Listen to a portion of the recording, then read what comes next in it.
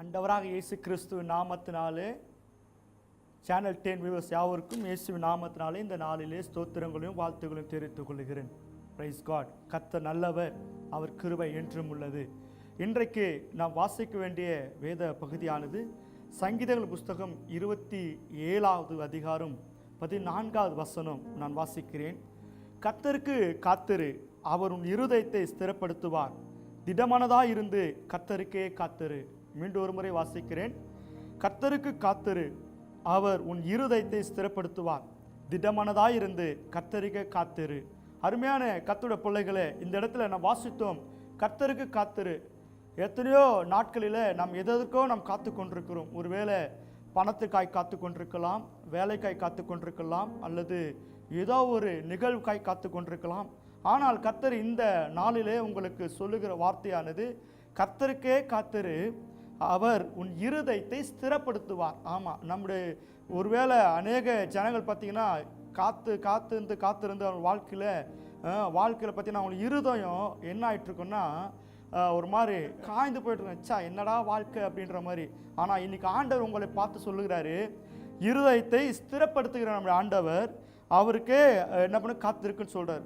அருமையானவர்களே, நீதிமொழிகளில் நாம் வாசிக்கிறோம் 13ஆம் அதிகாரம் 12வது வசனத்தில் நான் வாசிக்கிறேன். நெடுங்காலமாய் காத்திருப்பது இருதயத்தை இளைக்க பண்ணும், விரும்பினது வரும்போது அது ஜீவ விருட்சம் போல் இருக்கும் என்று சொல்லி மீண்டும் வாசிக்கிறேன்.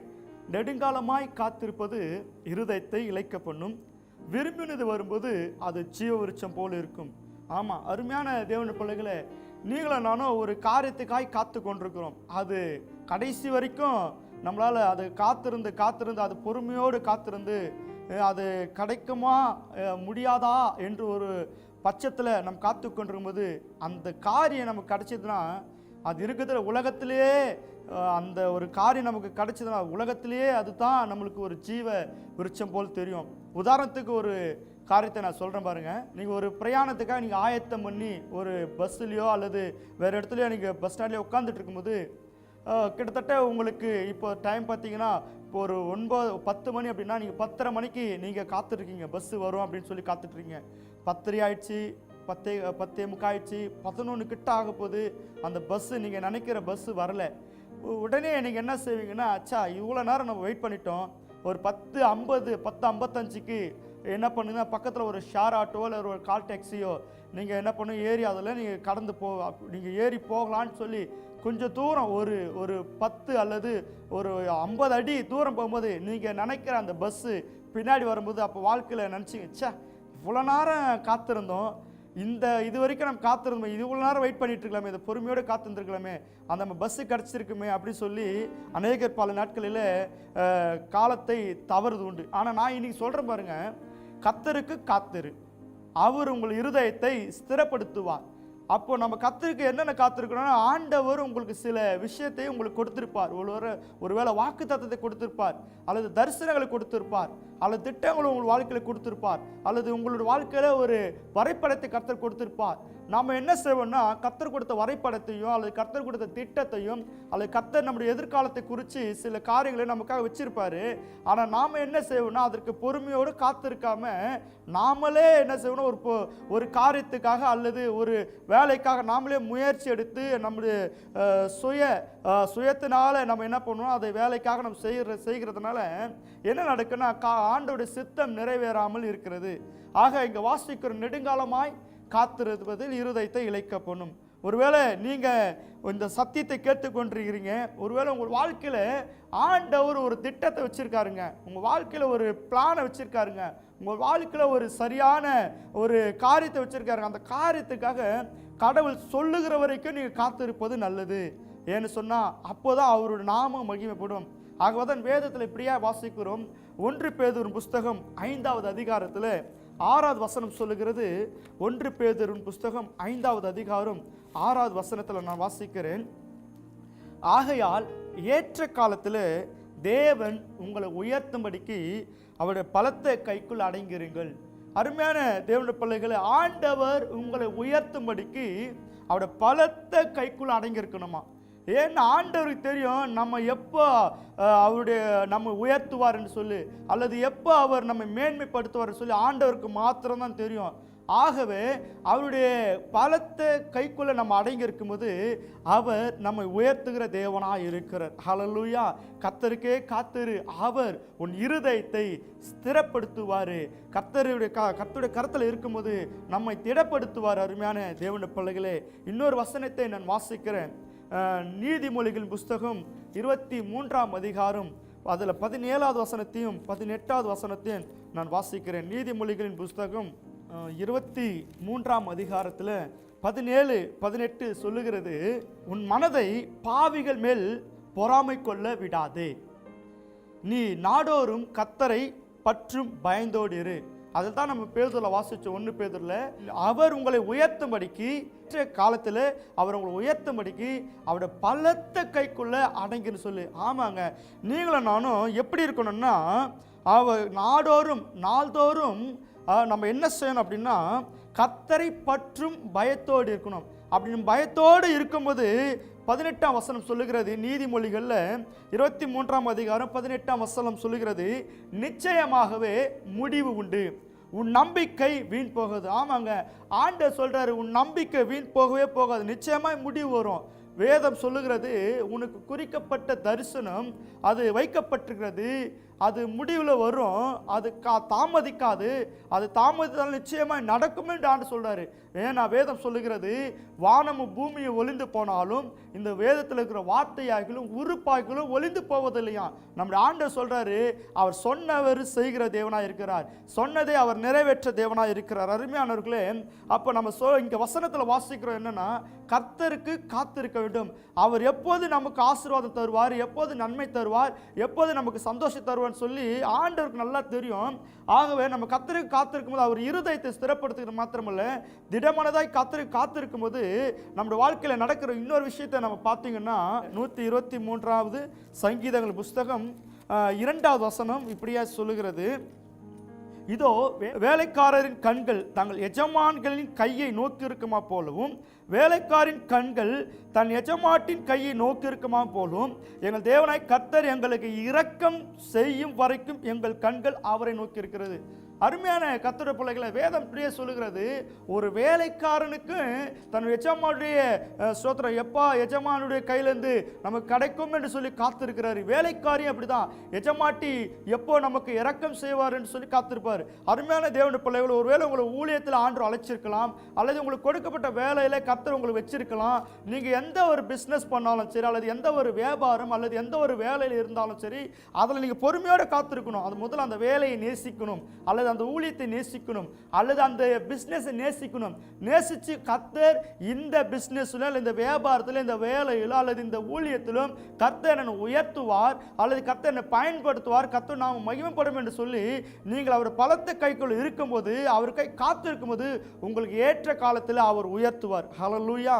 அருமையான கர்த்தருடைய பிள்ளைகளே, சங்கீதம் அதுதான் 123:2 வாசிச்சோம். வேலைக்காரன் எப்போ தன்னுடைய எஜமானுடைய கையிலிருந்து கிடைக்கும், வேலைக்காரி சொல்றாங்க, எஜமானுடைய கையில் எப்போ கிடைக்கும்னு சொல்லி, எங்கள் தேவனாய் கர்த்தர் இரக்கம் செய்கிற வரைக்கும் அப்படின்னு சொல்லி நம்ம வாசிக்கிறோம். அருமையானவர்களே, இன்னைக்கு ஆண்டவர் உங்களுக்கு ஒரு தீர்மானத்தை அல்லது உங்களுக்கு ஒரு சித்தத்தை அல்லது உங்களுடைய வாழ்க்கையில் ஒரு திட்டத்தை, ஒரு பிளான், அல்லது உங்களுடைய ஆண்டவர் உங்கள் வாழ்க்கையில் ஒரு தரிசனத்தை வச்சிருப்பாருன்னா அதற்கு நீங்கள் பொறுமையோடு காத்துருங்க.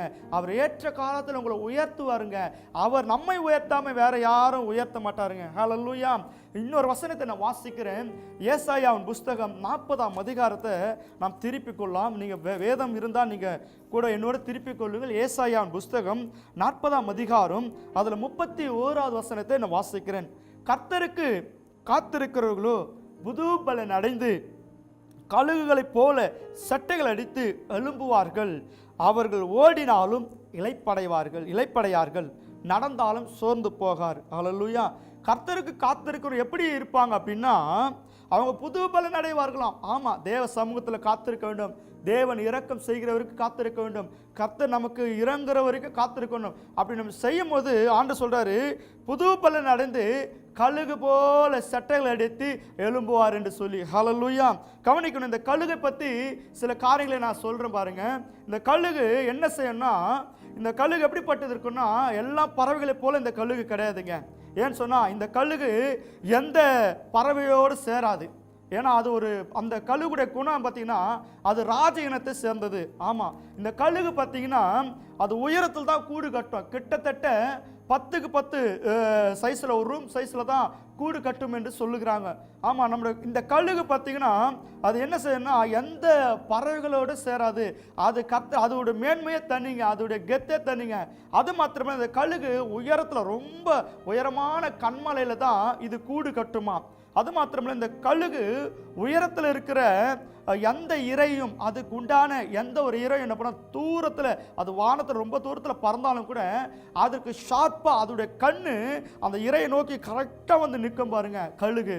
அது மாத்திரமில்லை, இந்த கழுகு என்ன பண்ணுன்னா அது என்ன செய்யணும், எதிரியை அதாவது அதுக்கு உண்டான எதிரி யார் பார்த்தீங்கன்னா, அல்லது பாம்பு, சர்ப்பமோ அல்லது மற்ற எந்த ஒரு காரியமாக இருந்தாலும் அது என்ன பண்ணால் அதோட தன்னுடைய ஸ்தானத்தை விட்டு கொடுக்காம, ஸ்தானத்தை விட்டு இறங்கி கீழே போயிட்டு அதோட சண்டை போடாதுங்க. அது என்ன செய்யணும்னா அந்த கழுகு அந்த பாம்பையோ மற்ற ஏதோ ஒரு அந்த விலங்கை பிடிச்சிட்டு நேராக வானத்துக்கு நேராக போயிட்டு அதோட சண்டை போட்டு அதை ஜெயிக்கும்னு சொல்லுவாங்க. அல்லேலூயா.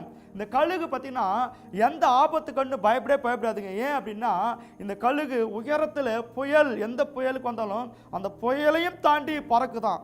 ஆனால் இந்த கழுகு வயசாச்சுன்னா என்ன செய்யும் தெரியுங்களா, தன்னுடைய அது வயசான காலத்தில் தன் பலன் குன்றி போகிற நேரத்தில் அது என்ன செய்யணும்னா தன்னோட அழகுகளால் தன்னோட எல்லா சிறகையும் பிடுங்கி பிடுங்கி பிடுங்கி பிடுங்கி அது போட்டுரும் பாருங்க. அது கடைசி வரைக்கும் அது அப்படியே உட்காந்துட்டுரும், அப்படியே அது அதோட ஸ்தானத்தில் அமைதியாக காத்திருக்கும். அந்த எல்லாம் கடைசி அந்த இறகு, கடைசி அந்த சொல்லுவாங்க பார்த்த இறகு, கடைசி வரையும் எல்லா இறகையும் தன் அழகுகளால் பிழித்து அது போட்டு அது அப்படியே உட்காந்துட்ருக்கோம். ஒரு நாள் வரும் பாருங்க, அந்த எல்லா அந்த கழுகுகளுக்கு எல்லா சிறகுகளும் முடிஞ்சு ஒரு நாள் வரும், அந்த கழுகு புதுசாக அந்த சிறகுகள் முளைத்தெழும்பும். அப்படி முளைத்தெழும்போது அது நல்லா எல்லாத்துலேயும் ஃபார்ம் ஆகிட்ட பிறகு அந்த கழுகு என்ன தன்மை செய்யும், தன்னை ஆயத்தப்படுத்தி கொண்டு, தன்னை பலப்படுத்தி கொண்டு அது என்ன செய்யணும், உயரத்தில், மிக உயரத்தில், அதாவது இந்த வானம் மண்டலம் சொல்லுவாங்க, அந்த காற்றுக்கு மேலே என்ன செய்யுமா அந்த கழுகு பறந்து போமா. அதுதான் இங்கே வேதம் சொல்லுகிறது.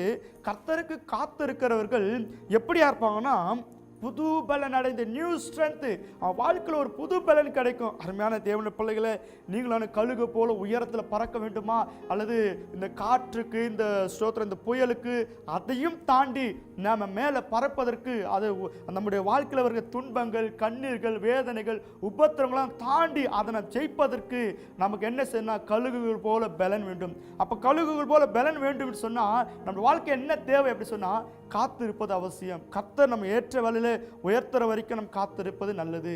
நம் கண்களை மூடி நம்ம செபிக்கலாம்.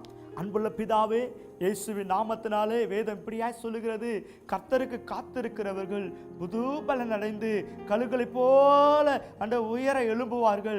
ஆண்டவரை ஓடினாலும் இளைப்படையார், ஆண்டவர் நடந்தாலும் சோர்வடையார் சொல்லி வேதத்தில் வாசிக்கிறோமே. நாங்கள் உமக்கே காத்திருக்கணும் ஆண்டவரே. அது மாத்திரமல்ல ஆண்டவர், உங்களுடைய வருகைக்காக நாங்கள் ஆயத்தப்படணும் ஆண்டவரே. உங்களுடைய வருகைக்காக நான் காத்திருக்க வேண்டும் ஆண்டவரே. காத்திருந்து உங்கள் தேவ சமூகத்தில் காத்திருக்கணும் ஆண்டவரே. ஒருவேளை வியாபாரத்தில் நான் எப்படி பிஸ்னஸ் பண்ணணும், அல்லது நான் எப்படி வேலையில் செய்யணும், எப்படி எனக்கு ஞானத்தை தரணும் சொல்லி காத்திருந்து, தேவ சமூகத்தில் காத்திருந்து நாங்கள் ஆண்டவரே உம்மிடத்திலிருந்து இருக்கிற கிருபையும் வரங்களையும் ஆண்டவரே ஸ்தோத்திரம், உங்களுக்கு இருக்கிற ஞானத்தை பெற்றுக்கொண்டு உலகத்தில் நாங்கள் பிரகாசிக்க எங்களுக்கு கிருபை தாங்க.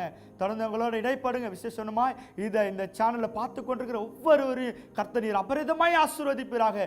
அவர்கள் ஆண்டவரே ஸ்தோத்திர வியாபாரங்கள், அவருடைய வேலைகள், அவருடைய பிசினஸ், அவர் படிப்பு, எல்லா காரியத்தை கர்த்தர் நீர் ஆசீர்வதிப்பீராக. அவர்கள் உம்முடைய சமூகத்தில் காத்திருக்கட்டும் ஆண்டவரே. உங்களுடைய சமூகத்தில் காத்திருந்து நீங்க கொடுக்கிற ஆசீர்வாதத்தினால அவர் திருப்தி அடைய கர்த்தர் கிருபை தாங்க. தொடர்ந்து நடத்துங்க, ஆசீர்வதிங்க. இயேசு கிறிஸ்து மூலம் ஜெபிக்கிறோம் ஜீவனுள்ள நல்ல பிதாவே, ஆமென். God bless you. கர்த்தர் உங்களை ஆசீர்வதிப்பாராக. ஆமென்.